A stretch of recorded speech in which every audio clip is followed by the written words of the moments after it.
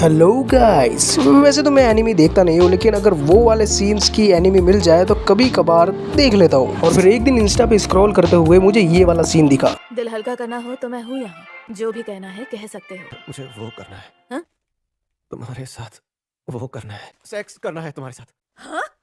क्या बकवास कर रहे हो तुम? दिमाग तो ठिकाने है? पागल कहीं का। ठीक है, हैं?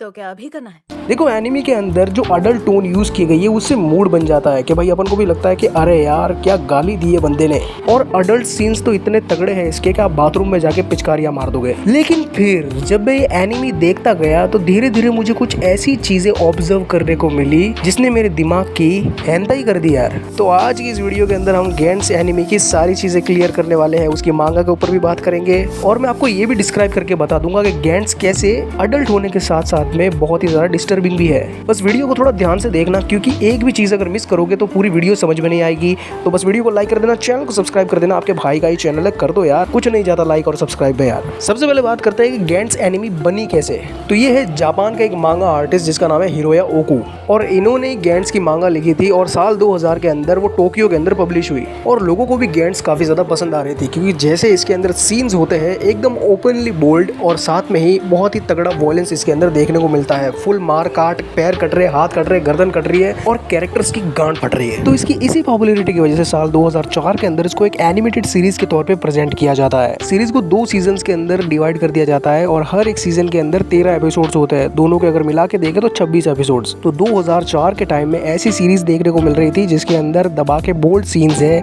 मार काट मच रही है एनिमे के अंदर। और उसके बाद में लोग कहते हैं कि अरे यार ये क्या है, ये तो बच्चों के लिए तो बिल्कुल भी नहीं बना। लेकिन बच्चे बड़े क्रिएटिव होते हैं, वो ऐसी चीजें देखते रहते हैं।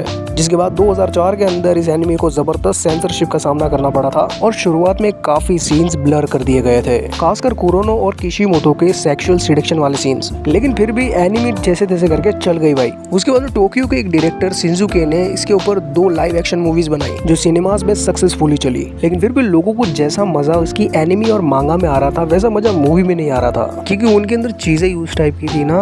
उसके बाद गेंट्स के एनिमे को हिंदी डब करके नेटफ्लिक्स पर ऑफिशियली रिलीज कर दिया गया, बिना किसी सेंसरशिप के, बिना किसी कट्स के। और डबिंग इतनी जबरदस्त की है कि लगता ही नहीं है कि भाई साहब एनिमे देख रहे हैं, ऐसा लगता है कोई गाली गलौच वाली वेब सीरीज देख रहे हैं ब्रो। अब बात करते हैं कि सीरीज डिस्टर्बिंग क्यों लगती है। देखो, डिस्टर्बिंग इसलिए लगती है क्योंकि 2004 के अंदर जब ये एनिमे रिलीज हुई तो एक चीज आपने नोटिस की कि जो कैरेक्टर्स हमको इस सीरीज के अंदर दिखाए गए उनकी एज कितनी थी, 15 साल से 16 साल तक। लेकिन इन एनिमे कैरेक्टर्स की एज को अवॉइड कर इनके अंदर अडल्ट सीन्स इन्वॉल्व कर दिए गए, क्योंकि 2000 के टाइम में, 2004 के टाइम में ये चीजें इलीगल नहीं थी जापान में। दूसरी जो डिस्टर्बिंग चीज लगती है इस एनिमे के अंदर वो है इस एनिमे की कहानी। देखो, मांगा की कहानी अलग है और इस एनिमे की कहानी अलग है। दोनों की अगर एंडिंग का कंपैरिजन करें तो रात दिन का फर्क दिखेगा। देखो, गेंट्स की कहानी के अंदर हमें दिखाया जाता है कि कुरोनो एक ऐसा ठरकी लड़का जो कि किसी से भी मतलब नहीं रखता, वो अपने काम से काम रखता है। दूसरा उसका जो दोस्त होता है कातो, वो कुरोनो से एकदम अलग होता है। वो भाई साहब लोगों की परवाह करता है, क्योंकि उसके घर की जो घर गृहस्थी है वो भी वैसी ही चल रही है। उसका एक छोटा भाई जो उसके सहारे ही जीता है। एंड देन रेलवे स्टेशन पे कातो और कुरोनो एक भिखारी को बचाने के चक्कर में दोनों कट के मर जाते हैं। जिसके बाद वो एक अनजाने कमरे में पहुंच जाते हैं जहां पर एक काली बॉल रखी होती है जिसको कहते हैं गेंट्स। और ये गेंट्स मरे हुए लोगों की कार्बन कॉपी बनाकर उनसे गेम्स खिलवाता है, या तो फिर एलियन से लड़कर दोबारा अपनी दुनिया में जाओ या फिर एलियन से मरकर हमेशा के लिए खत्म हो जाओ। शुरू में ये कहानी मुझे काफी ज्यादा इंटरेस्टिंग लगी है कि हाँ यार मजा आएगा, एलियन से लड़ेंगे, कूटेंगे, उसके बाद में ये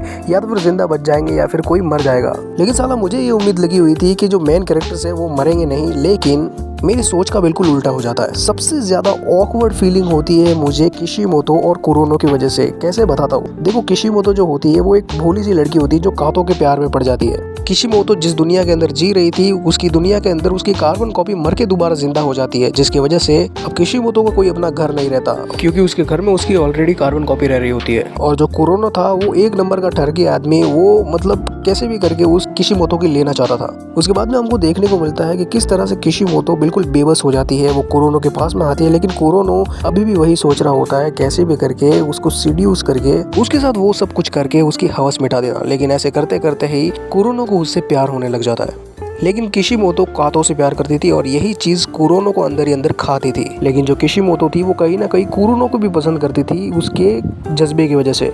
जिसके बाद हमें आगे एक और कैरेक्टर देखने को मिलता है जिसका नाम होता है सेसाकी राओको।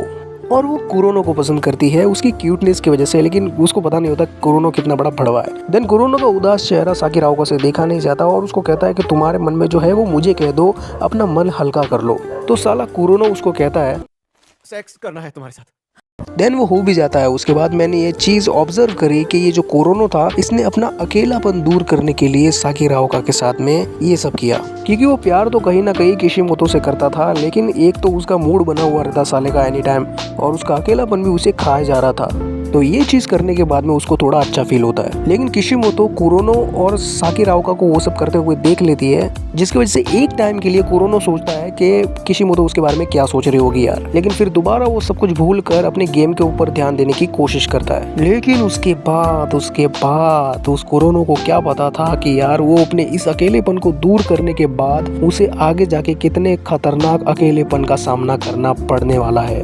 और यही तो इस एनिमी की सबसे ज्यादा डिस्टर्बिंग चीज है कि ये एनिमी अगर आप ध्यान से देखोगे तो ये आपको इतना ज्यादा लोनली फील कराएगी, इतना ज्यादा अकेलापन फील कराएगी। अगर आप कुरोनो की लाइफ को ऑब्जर्व करके उसके दर्द को फील करोगे तो आपको समझ आएगा कि इस एनिमी का रियल हॉरर इसका लोनलीनेस वाला वाइब है। कैसे, अभी बताता हूँ। देखो कुरोनो जो होता है उसको वहाँ काफी ज्यादा जोश चढ़ जाता है, क्योंकि साकिराओका के साथ में वो सब करने के बाद में उसको जोश आ जाता है कि अब तो यार मैं एलियनों को पेलूंगा। उसके बाद में वो पेलता भी है, लेकिन जैसे तैसे करके आगे वो बढ़ता है तो जोश में आकर वो घायल हो जाता है, जिसके बाद में कातो भी मर जाता है, किशिमोतो भी मर जाती है, और जिसके साथ में उसने किया होता है साकिराओका भी मर जाती है। और उसके बाद में कुरोनो टोटली अकेला।